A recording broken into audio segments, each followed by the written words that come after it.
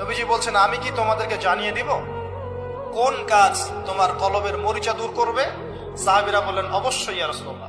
তিনি তখন এই দুইটা কাজ বলেছেন। এক নাম্বার, বেশি থেকে বেশি কোরআন তেলাওয়াত এবং মউতের স্মরণ তোমার কলবকে পরিষ্কার করে দিবে ইনশাআল্লাহ।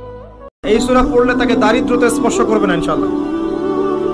দারিদ্রতা নিয়ে সমস্যা না? দারিদ্রতা, অভাব লেগে আছে, এমন হয়?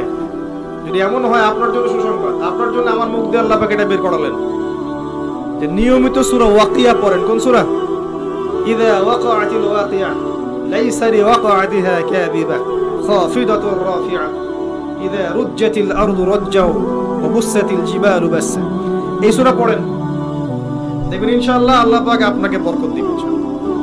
সকালে সন্ধ্যায় 7 বার বলতে পারবেন, আল্লাহুম্মা আজিরনি মিনান নার, আল্লাহুম্মা আজিরনি মিনান নার। ইনশাআল্লাহ ওই ব্যক্তি সারা দিনে মারা গেলে জাহান্নাম থেকে বেঁচে যাবে, রাতের বেলা মারা গেলে জাহান্নাম থেকে বেঁচে যাবে ইনশাআল্লাহ।